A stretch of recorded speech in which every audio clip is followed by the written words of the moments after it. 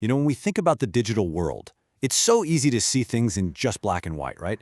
Good guys versus bad guys, heroes versus villains. But what about the shadows in between? That's what we're going to talk about today.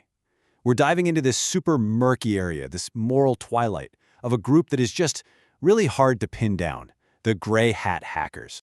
I mean, we're all used to thinking about hackers in those simple terms, right?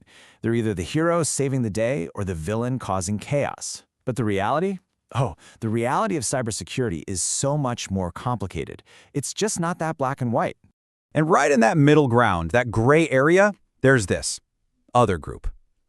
They're operating in this kind of moral and legal no man's land, and their reasons for doing what they do, well, they're really, really hard to classify. Okay, so to really get a handle on this group, we need to zoom out a bit.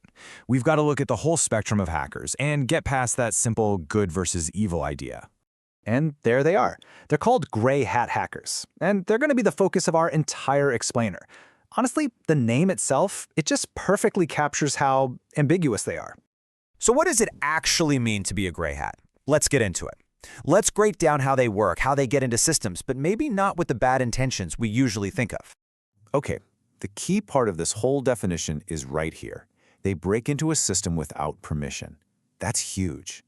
But, unlike the hackers you see in the movies, their goal isn't always about stealing money or causing some massive meltdown. Their intent, it's often something completely different. Yeah, their playbook is usually a pretty straightforward three-step process. Step 1, they find a security hole. Step 2, they get into the system, again, without permission. And then step 3, and this is the big one, they either tell the owner about the flaw or they just expose it to the public. And this right here, this is the core of the whole problem, isn't it? On one hand, by exposing a flaw, you could argue they're making the internet safer for all of us. But to do that, they had to break the law. So what are they? Digital vigilantes? Or are they just troublemakers who don't care about the rules?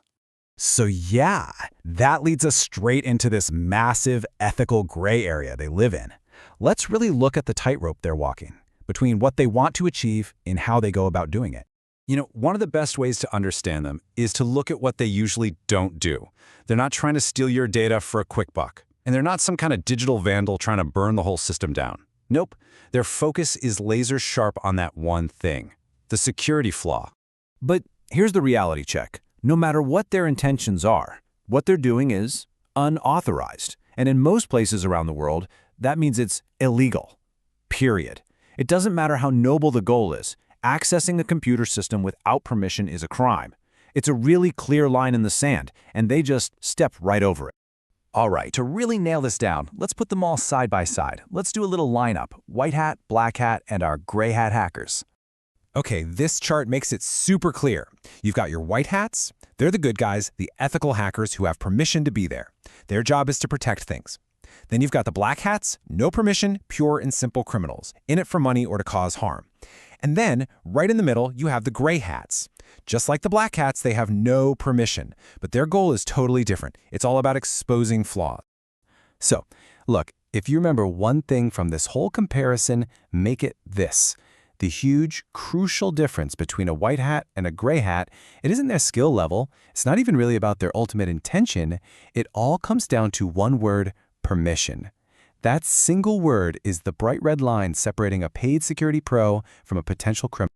All right, let's pull all these threads together. What it all boils down to is this fundamental clash between two big ideas: intent versus permission.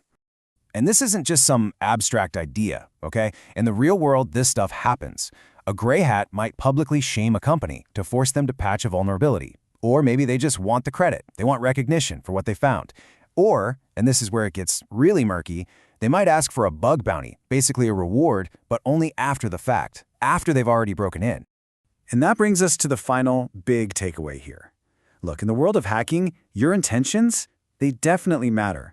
But in the eyes of the law, and really for the stability of this whole digital world we live in, permission just matters more. That one unauthorized step at the beginning, it changes everything.